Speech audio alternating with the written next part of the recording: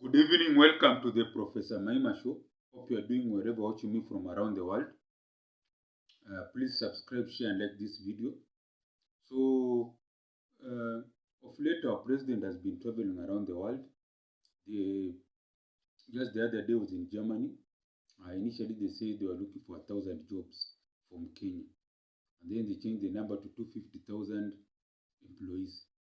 What they are not telling Kenyans is that these 250,000 people who need to be employed are, how can I put it, are from, or maybe these are the total number of maybe people who need to be employed in Germany, let's say from Africa or outside. So there's assumption that these 250,000 jobs will be for Kenyans. This is just nonsense. Those 250,000 jobs are exclusively for immigrants, regardless of where they come from. And usually the people who have an upper hand are people from those Asian countries. They are technically better, they have knowledge. You understand? People from North Africa, they can easily integrate in the European culture because they are used to. Are also people who are developed in their country, so it's not culture shock. Go to France.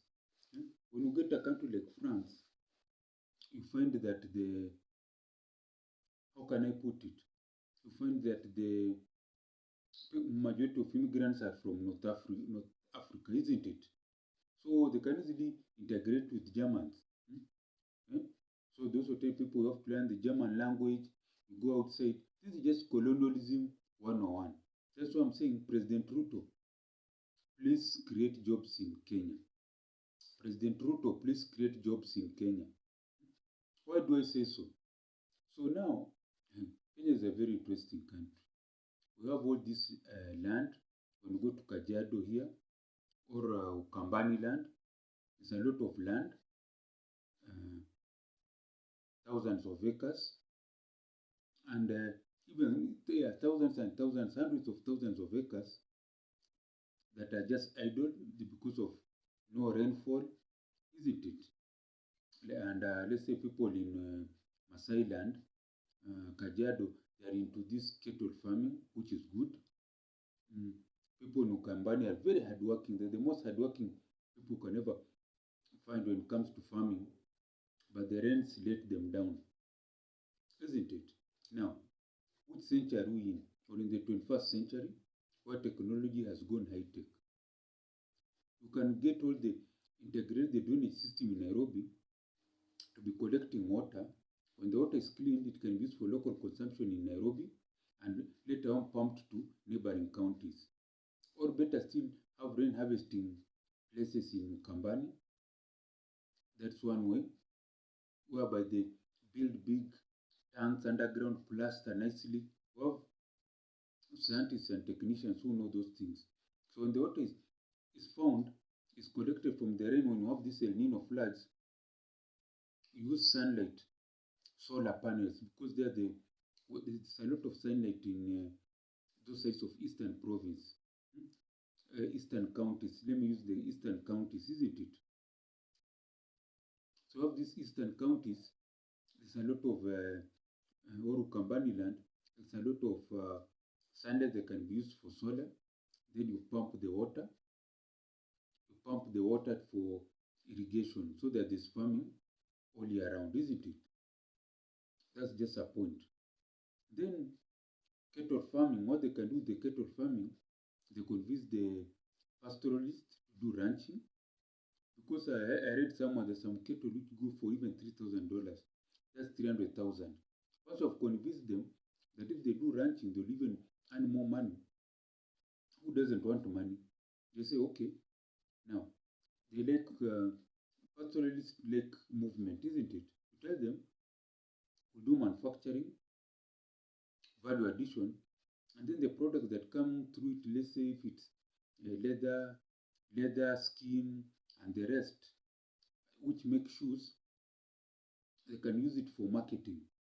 They can have shops, they can hawk them, whatever they want, isn't it? That's what I'm saying. President Ruto, please create jobs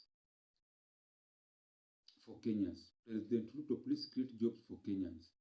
This thing of going outside there to beg for jobs does not really help our country, because every time the Europeans see us, they know these people are coming to beg for something. I've just given you the silver bullet: agriculture,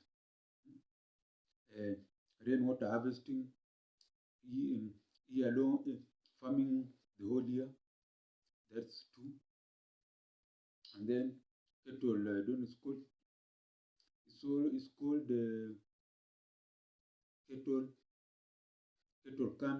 cattle farming, or cattle keeping. Let's call it cattle farming. You have this expensive cattle that can be sold for beef, exported beef, leather, skin, and everything.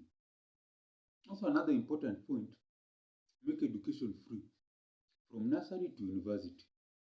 Let's have educated people who are skilled, that can work here in Kenya and also work outside there and bring money here. Once you have educated people who are skilled, specialized, you don't need to go and beg people for jobs. You just know. Like there's this country called Philippines. They know their people are very good in IT. You name it. Philippines are very good in those areas. Technical.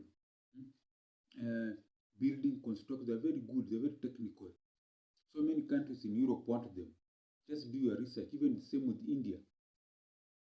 Philippines, they're very good in IT, information technology, being electrical technicians.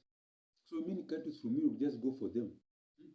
You don't need to hear Modi, the president of is it the prime minister of India, going to beg for jobs in Europe?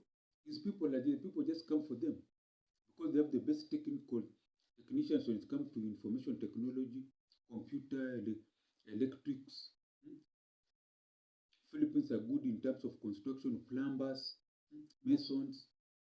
Now this is the big thinking that we need. Agriculture, free education from nursery to university, so that we have this educated, skilled personnel that can work here in Kenya and outside. Value addition, manufacturing, which will in turn create more jobs for these young people. If you make me the president of Kenya for 3 years, this is what will be happening. And this is free consultation to the president. I've given you some solutions on how you can solve the employment problems in Kenya. And my red card, the money, it's called what? My invoice is $1 million, 100 million Kenya shillings. Because I'm just giving you facts, figures. Like, I don't know, I was reading somewhere about, is it Brazil? It has over, I don't know, nearly over, they are talking of nearly, is it over 20 million? Is it 20 million? Yeah, 20 million heads of cattle in Brazil, something like that. Yeah, 20 million. Kenya, we are below that. We should do those ranching so that there is a lot of cattle.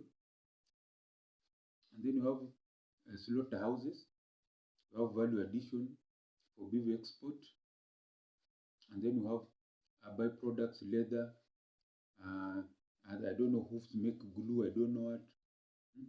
And then exportation. Even we have our own shoes. These young Gen Zs can know how to market. They can come up with their own brands to compete with those big brands in America or Europe. So have a social media person is marketing a particular product. Let's call it the Maima belt or Maima sandals. Maima leather products, whereby you have things like leather belt, you have shoes, you have these nice bags for the young people. You understand? You have nice purses called Maima. Maima House of Fashion, in fact. And then you have a market online with marketing. And then, according to the sales pitches that we get, for every customer we get, we pay the young man or lady $10, 1,000 bob. So if he or she is hardworking in a year, she gets 1,000 people to come and buy our products.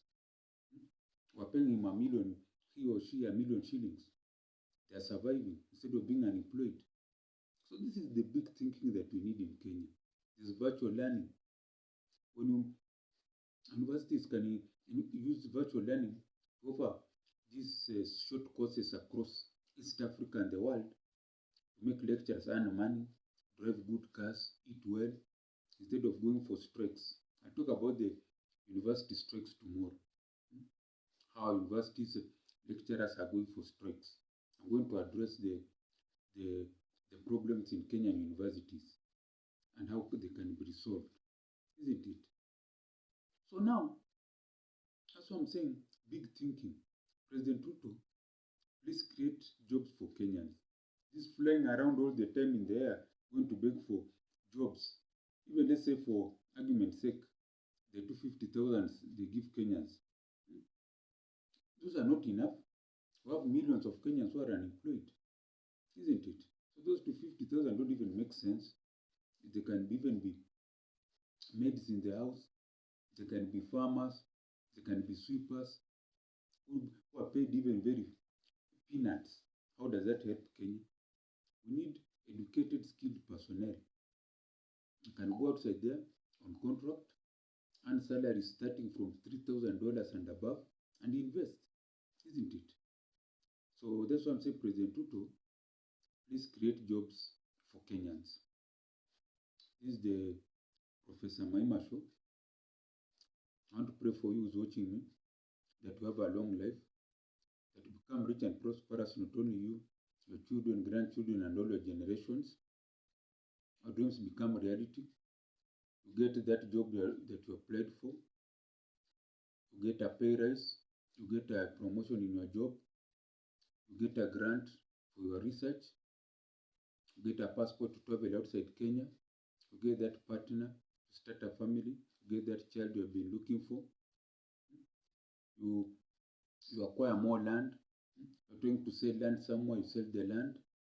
You have a business idea, you actualize it today, and you become rich and prosperous and successful in whatever you undertake. Last, I also want to pray for myself.